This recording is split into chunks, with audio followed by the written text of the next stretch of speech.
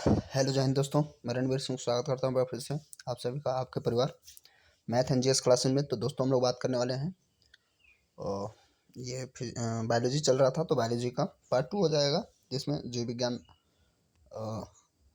के क्वेश्चन होंगे। ठीक है, और सूक्ष्म जीव से अलग क्वेश्चन जो है एक सेट पब्लिश हो चुका है और ये 25 क्वेश्चन का सीरीज चल रहा था, तो 25 क्वेश्चन तक हम लोग इसके पहले पार्ट में देख लिए थे, तो ये दूसरा पार्ट हो जाएगा। ठीक है,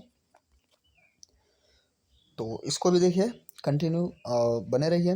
काफ़ी महत्वपूर्ण है टॉपिक, रेलवे एग्ज़ाम के लिए तो महत्वपूर्ण है ही है, बाकी सभी एग्ज़ाम के लिए, छोटे हों या बड़े, सभी एग्ज़ाम के पॉइंट ऑफ व्यू से काफ़ी महत्वपूर्ण रहेगा। ठीक है, और क्वेश्चन का लेवल आप देखिए, सारे सारे लगभग सिविल्स में पूछे जा रहे हैं, तो क्वेश्चन का लेवल बहुत बेहतरीन है। और रेलवे में जो बात कर रहे हैं, ग्रुप डी में 25 क्वेश्चन, यानी कि 25% का पूरा पूरा रोल होता है साइंस का ही, तो उसके तहत भी इसका बहुत ज़्यादा जो है रोल है, और कभी कभी एग्ज़ाम होगा ही, तो तैयारी करते रहिए। चलिए देखते हैं, ये क्वेश्चन क्या था। पौधों के रस को चूस लेने वाला सबसे छोटा कीट कौन सा था? तो एफिड, इसमें पिछले सेट में हम लोगों ने बात करी थी, एफिड इसका नाम हो जाएगा, करेक्ट आंसर हो जाएगा एफिड। उसके बाद हम लोग बात करेंगे नेक्स्ट क्वेश्चन, निम्न तापक्रम पर, यानी कि सामान्य तापक्रम पर किसी जंतु की प्रसुप्ति, है ना, को कहते हैं। तो उस स्थिति को हम लोग क्या कहते हैं? तो हाइबरनेशन कहते हैं। ठीक है, करेक्ट आंसर हाइबरनेशन। तो आगे बढ़ें, और बायोलॉजी में आमतौर पर कुछ चीज़ें हमें ध्यान रखनी ही पड़ती है ना, ध्यान रखना आवश्यक होता है। विकास की प्रक्रिया में पृथ्वी पर उत्पन्न हुए जंतुओं के आधार पर निम्नलिखित जंतु समूहों का सही क्रम, ये सबसे ज़्यादा महत्वपूर्ण है क्वेश्चन। सबसे पहले प्रोटोजोआ आए थे, तो एक तो क्लियर हो गया कि ये दोनों ऑप्शन खत्म। प्रोटोजोआ में सबसे पहला जंतु जो है अमीबा उत्पन्न हुआ था पृथ्वी पे, पूरे यूनिवर्स नहीं, पृथ्वी कहेंगे, पता नहीं और कहीं होगा लाइफ, तो किसी सैटेलाइट पे या ग्रह वगैरह जो भी हो, तो फिलहाल पृथ्वी पे सबसे पहला जो जीवन था वो अमीबा का था, तो जो किससे है संबंधित? प्रोटोजोआ से। अब प्रोटोजोआ तो ठीक है, प्रोटोजोआ दो जगह पे हो गया। अब हमें समझना होगा बीच में सिलेंट्रोटॉप पोरीफेरा है, और पोरीफेरा फिर सिलेंट्रेटा, ये थोड़ा सा गड़बड़ है। सिलेंट्रेटा और पोरीफेरा अलग अलग होगा ना, तो लेकिन इसमें एक ही में मैच कर दिया, तो ये थोड़ी सी गड़बड़ हो जाएगा। तो इसका जो क्रम हो जाएगा, सबसे पहले जो है प्रोटोजोआ से संबंधित, उसके बाद पोरीफेरा में आते हैं सिलेंट्रेटा, फिर एनेलिडा, है ना, तो लास्ट में और फिर आर्थ्रोपोडा वगैरह और चलते रहते हैं, समझ रहे हैं। तो शुरुआत जो होती है प्रोटोजोआ, पोरीफेरा, सिलेंट्रेटा, और वापस उसमें बीच में प्लेटीहेल्मिन्थीज, नेमेटोडा, फिर एनेलिडा, है ना, थोड़ी गैप भी कर रहा है, ज़्यादा डीप नहीं देख रहा है। एनेलिडा के बाद आर्थ्रोपोडा का नंबर आता है, समझ रहे हैं। और ऐसे करते करते कराते लास्ट में जो है कार्डेटा आता है। तो फिलहाल यहाँ पे प्रोटोजोआ, पोरीफेरा, सिलेंट्रेटा, एनेलिडा, और ऐसे ही आगे चलते जाएंगे तो आर्थ्रोपोडा, आर्थ्रोपोडा के बाद लास्ट में हेमिकार्डेटा वगैरह नहीं, हमें कार्डेटा लास्ट में आ जाएगा, कार्डेटा। ठीक है, तो कौन सा आंसर था? प्रोटोजोआ, पोरीफेरा, सिलेंट्रेटा, एनेलिडा, यानी कि दूसरा। देखिए सीडीएस में पूछा था, जैविक पेस्ट नियंत्रण किया जाता है, जैविक पेस्ट नियंत्रण किया जाता है, यह क्वेश्चन देखिए कितना प्यारा है। तो मधुमक्खियों और टिड्डियों द्वारा, बिच्छुओं और मकड़ियों द्वारा, ड्रैगन फ्लाई और ततैया द्वारा, तोतों चिलो नहीं, देखिए ध्यान से समझिए इसमें, जैविक पेस्ट नियंत्रण, तो जैविक पेस्ट नियंत्रण का काम करेंगे बिच्छू और मकड़ी। ठीक है, इसका करेक्ट आंसर हो जाएगा बिच्छू और मकड़ी। समझ रहे हैं, तो इसको याद रख लीजिए, आरआरबी में पूछा गया था। घरेलू कीटों का एक बार सुन लेंगे कम से कम, तो और दिमाग में कम से कम इतना हो जाता है कि वहाँ जाने पे साउंड आने लगता है कि अच्छा यही वाला होना चाहिए ऑप्शन, तो इसलिए भी काफ़ी महत्वपूर्ण रहेगा। क्या है, घरेलू कीटों का नियंत्रण किया जाता है, घरेलू कीटों का नियंत्रण किया जाता है किस तरीके से, है ना, तो इसमें अल्ट्रासोनिक वायलेट द्वारा, आप एकेडमिक में भी हम कहें तो हाई स्कूल लोअर में ही बताया जाने बताना शुरू कर देते हैं लोग कि अल्ट्रासोनिक वेव्स जो है आमतौर पे कीटों का नाश करती हैं। तो अल्ट्रासोनिक वेव याद रखेंगे, माइक्रोवेव वगैरह नहीं। माइक्रोवेव वगैरह तो इस्तेमाल कर दिया जाता है, जैसे कुकर वगैरह आजकल के है ना, जैसे सौर ऊर्जा के माध्यम से। तो फिलहाल सबसे जोर से बोल सकने वाला जंतु, बहुत जोरों से बोल सकने वाला जंतु कौन सा है? आदमी, नीली व्हेल, बंदर, हाथी। और सभी लोग फटाफट फटाफट गलत करना शुरू कर दिए हैं। जी बिल्कुल गलत है, आप लोग हाथी पे बिल्कुल ना जाएं। इसका करेक्ट आंसर हो जाएगा नीली व्हेल, समझे? और ये क्या है? ये स्तन पाई है, यानी कि बच्चे को जन्म देती है व्हेल, समझे? नीली व्हेल तो सबसे बड़ा स्तनी है, समझे? क्लियर? तो हाथी नहीं लगाएंगे, गलत हो जाएगा। आपका करेक्ट आंसर क्या हो जाएगा? नीली व्हेल। और सबसे छोटा स्तनी कौन सा होता है? छुछुंदर। क्लियर? सबसे बड़ा नीली व्हेल। आगे बढ़ते हम लोग। जोंक होती है कैसी? सहजीवी, परजीवी, मृतोपजीवी, केंचुए वर्ग से। तो ये तो ऐसे दिख रहा है कि इसका करेक्ट आंसर क्या हो जाएगा? सहजीवी, है ना? सॉरी, सजीवी और परजीवी में अंतर समझिए। मैं अभी परजीवी का, इसका करेक्ट आंसर जो हो जाएगा परजीवी। देखिए परजीवी का परिभाषा ये होता है कि वे जंतु या जीव जो दूसरों पर निर्भर हों, बदले में लाभ न पहुंचा करके नुकसान पहुंचाते हों, परजीवी कहलाएंगे। ध्यान से समझिएगा। वे जीव जो दूसरों पर निर्भर रहते हैं अपने जीवन यापन के लिए, और उस जीव पर जिस पे वो निर्भर है उसको वो हानि पहुंचाते हैं, तो वो परजीवी कहलाएंगे। क्लियर? सहजीवी दोनों का लाभ होता है, समझ रहे ना? इसमें दोनों का लाभ होता है, सहजीवी कहलाते हैं। मृतोपजीवी मरने के उपरांत जो एनर्जी ऑब्जॉर्ब करते हैं तो वो मृतोपजीवी कहलाते हैं, है ना? जैसे चील वगैरह हैं, बैक्टीरियाज वगैरह हैं। हाँ बैक्टीरियाज वगैरह इसमें आएंगे ही, और काफ़ी उनका अलग रोल भी होता है। तो यहाँ पे थोड़ा सा जल्दबाजी में देखिए मैं भी इसको लगा दिया था, सहजीवी नहीं होगा, इसका करेक्ट आंसर परजीवी होगा। परजीवी में क्या होगा? दूसरे पक्ष को नुकसान होगा और पहले पक्ष को लाभ होगा, तो वो जो लाभ वाला है वो परजीवी है। दोनों को लाभ हो, सहजीवी। ठीक है। सांप का जहर क्या है? ये क्वेश्चन है भाई, मस्त। सांप का जहर, सांप के जहर में होता ही क्या है? तो कुछ लोग सोचेंगे नहीं क्षार होना चाहिए, एसिड हो सकता है। ऐसा नहीं है, ये प्रोटीन होता है। क्या हो जाएगा? प्रोटीन। जो सांप का जहर होता है प्रोटीन होता है। और पूरे दुनिया में बात करें तो सांपों की जितनी भी प्रजातियां हैं, मैक्सिमम मैक्सिमम 40% ही सांप जहरीले होते हैं, है ना? लेकिन बाकी लोग मर जाते हैं भय के कारण, बिना जहर से। उसमें प्रोटीन जाता ही नहीं है, फिर भी मर जाते हैं लोग। हम्म तो आमतौर पे बहुत सारी चीज़ें उसमें मिक्स्ड होती हैं, लेकिन मुख्यतः क्या हो जाता है? प्रोटीन होता है। तो इसका करेक्ट आंसर प्रोटीन ही रहेगा, है ना? और आमतौर पे ये क्या करता है? नर्वस सिस्टम को ब्लॉक करने लगता है। सांप आप जानते ही हैं, जब सांप का दंश लगता है तो ब्लड सर्कुलेशन सिस्टम गड़बड़ हो जाती है। हम्म, और रक्त वगैरह जमा होने लगता है, जाम जाम होने लगता है। चलिए, कवक मनुष्यों से किस गुण में समानता प्रदर्शित करते हैं? कवक मनुष्यों से, कवक फंगी बोल रहा है ना, पंगाई। तो कवक मनुष्यों से किस गुण में समानता प्रदर्शित करते हैं? श्वसन में, गति में, जनन में, पोषण में। और देखिए ये कवक जो होता है ना, दोनों का एक मिश्रण होता है एक तरीके से हम कहें तो फिलहाल हमें क्या है, कवक और मनुष्य में जो समानता है वो पोषण का है। ठीक है। श्वसन आमतौर पे इसका अलग ही प्रोसीजर होता है। गति तो मान लीजिए, गति और जनन में तो अंतर है, ये गति हम करते हैं वो नहीं करते हैं, और करते भी हैं तो उनका अलग मान लीजिए मसला होता है, तो आमतौर पे उनको ये गलत ही हो गया। श्वसन में थोड़ा सा सोच सकते थे, बाकी पोषण जो है सेम टू सेम रहेगा। ठीक है। जैसे ब्रेड वगैरह है उस पर देखेंगे आप, कवक कवक लग जाते हैं ना, काई भी कहा जाता है। चलिए आगे बढ़ते हैं। बहुकोशिकीय जीवों का जीवन किस से प्रारंभ होता है?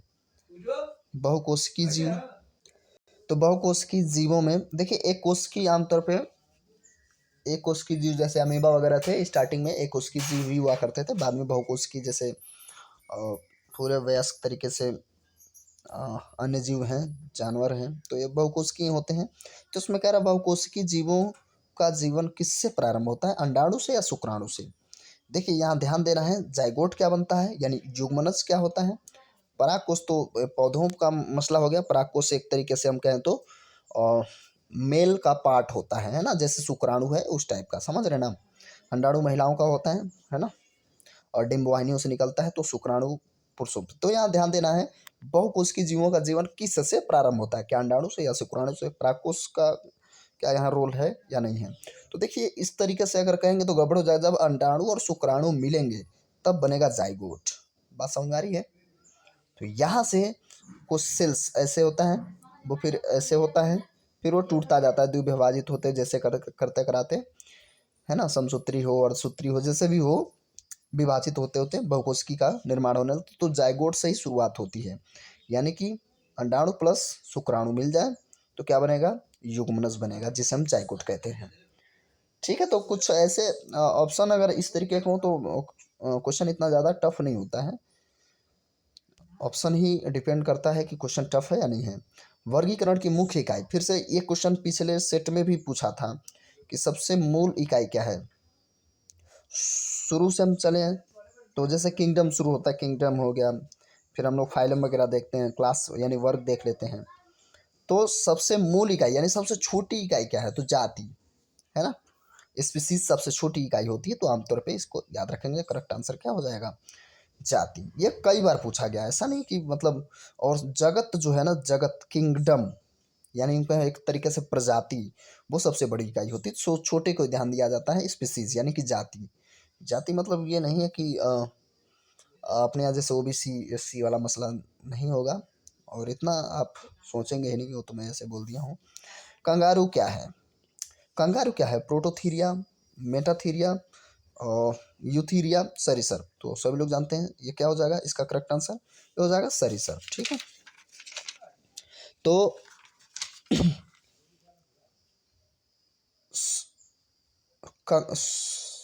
सॉरी कंगारू पूछ रहा है, और मैं थोड़ा सा दिमाग में मेरे ये चल रहा था कि कंगारू की जगह इसका करेक्ट आंसर पहली बात तो बताएं, मेटाथीरिया होगा, इसको याद रख लीजिए।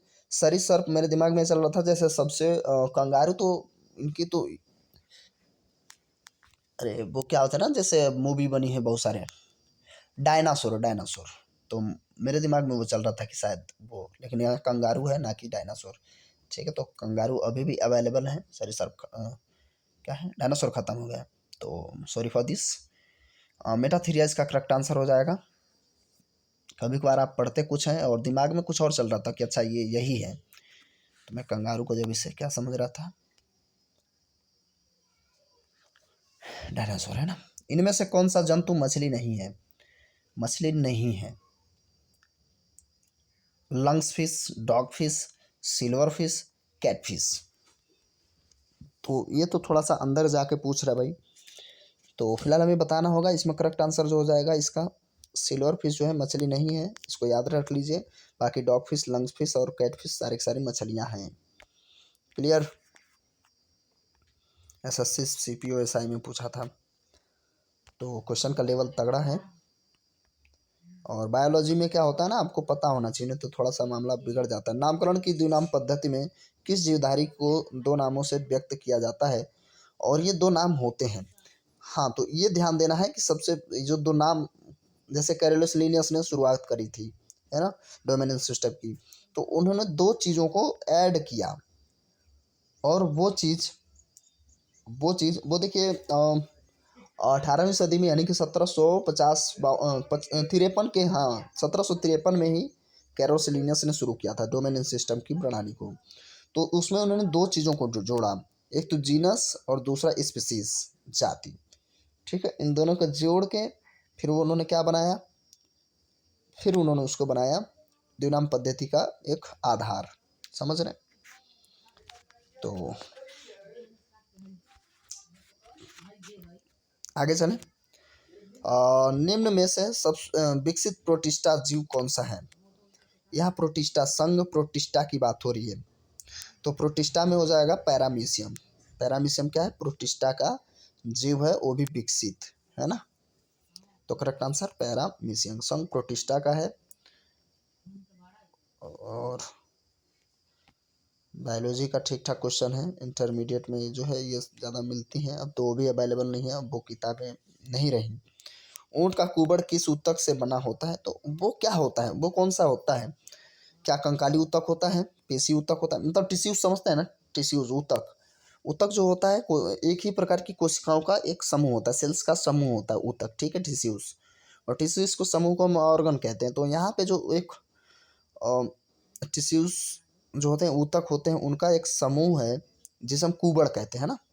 तो वो कौन सा ऊतक होता है? और ऊतक जो है आपके जो ब्लड बना है, तो ब्लड में भी ऊतक होते हैं क्योंकि कोशिकाओं से मिलकर बना है। तो इसमें ये नहीं समझेंगे कि जैसे उपकला ऊतक वगैरह, समझ रहे हैं, आरबीसी डब्ल्यूबीसी सब के टिश्यूज होते ऊतक होते हैं।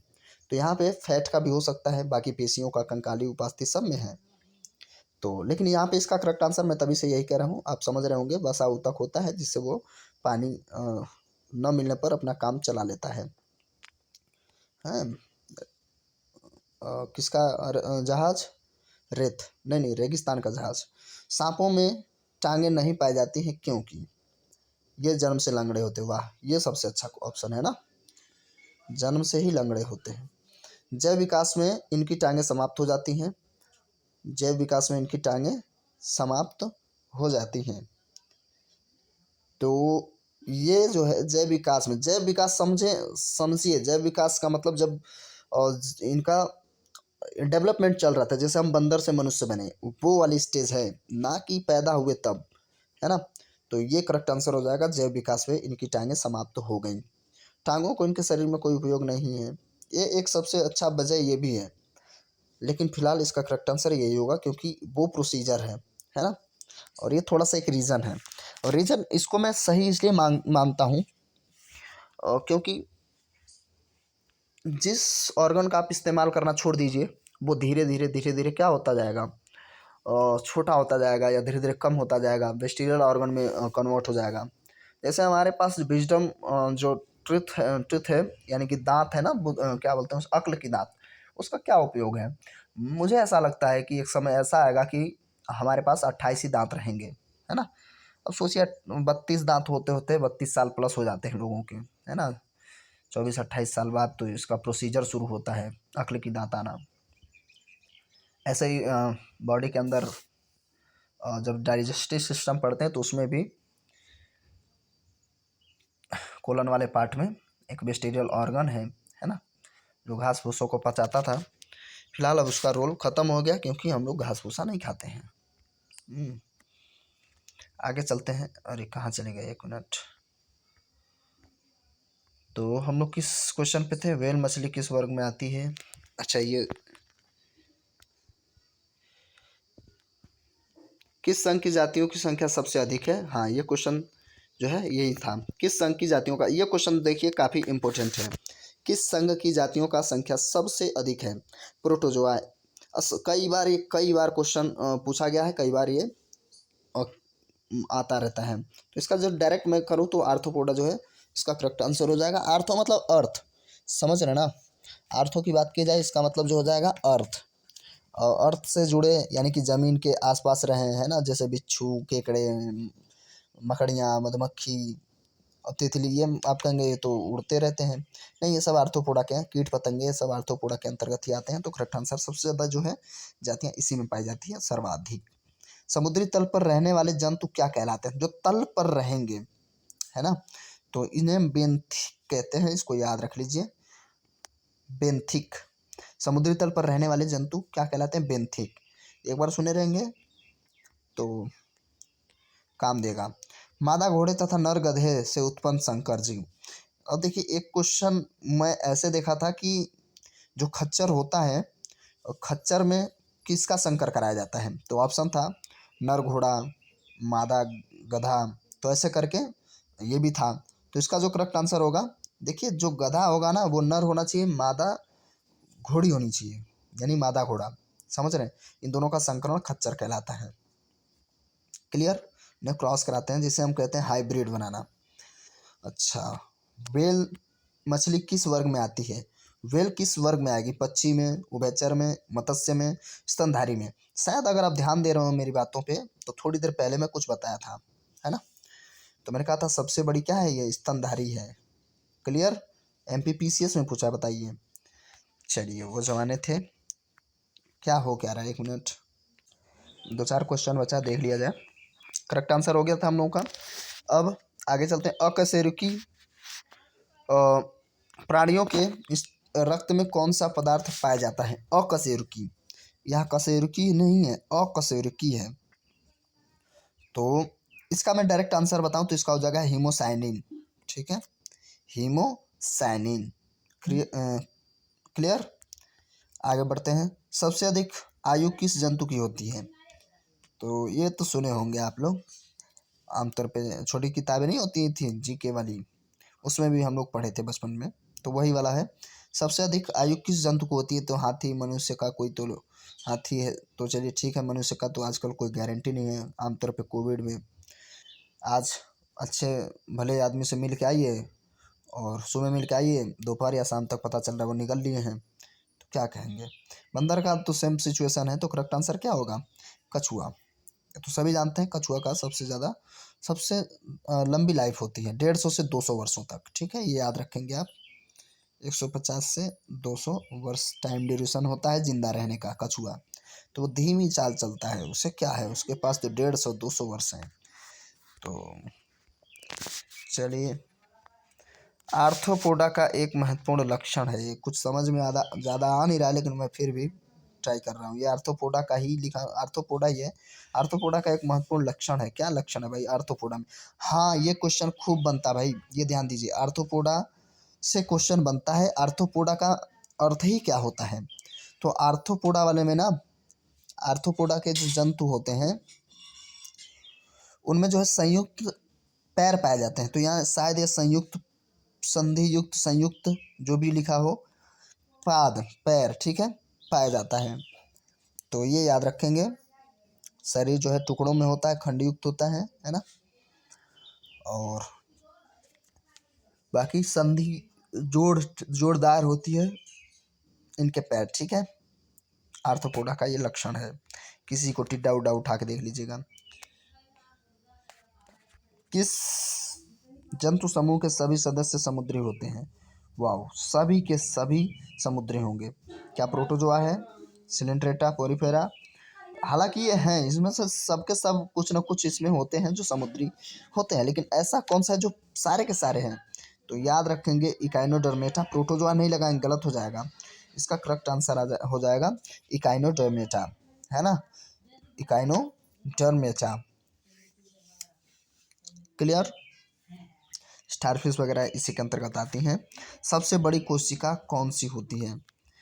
अब ये भी क्वेश्चन जो है वहीं से उठाया गया है, और जीके वाले क्वेश्चन से, मतलब वहीं से उठाने का मतलब क्या, वहाँ भी हमें अवेलेबल हो जाता है। तो सभी लोग जानते हैं शुतुरमुर्ग का जो अंडा होता है उसकी सबसे बड़ी सेल्स होती हैं, कोशिकाएं होती हैं। तो ये आपका आया था आरआरबी स्टेशन मास्टर में। वाह, चलिए, अब एक क्वेश्चन ये आपके लिए हो जाएगा, एक चैलेंज हो जाएगा। स्तनधारियों का मुख्य उत्सर्जित पदार्थ क्या है? Ammonia, urea, uric acid, amino acid? तो आप इसका करेक्ट आंसर करिएगा कमेंट बॉक्स में, और मिलेंगे फिर कल। ये वीडियो कैसा लगा कमेंट करके ज़रूर बताएंगे। थोड़ा सा भी हेल्पफुल रहा हो तो वीडियो को लाइक करिए, और चैनल पर नए आए हैं, पहली बार विजिट किए हैं, तो प्लीज़ चैनल को सब्सक्राइब कर लीजिए। साथ साथ नोटिफिकेशन बेल यानी घंटी हो जाना बिल्कुल ना भूलें, जिससे मिल सके नोटिफिकेशन सबसे पहले। और थोड़ी बहुत चीज़ें अगर इसमें जैसे मान लीजिए इधर उधर चला जा रहा है तो कोई दिक्कत नहीं है, थोड़ा सा कॉम्प्रोमाइज़ करिएगा। चलिए, मिलता है वीडियो में, तब तक के लिए नमस्कार। जय हिंद, जय भारत।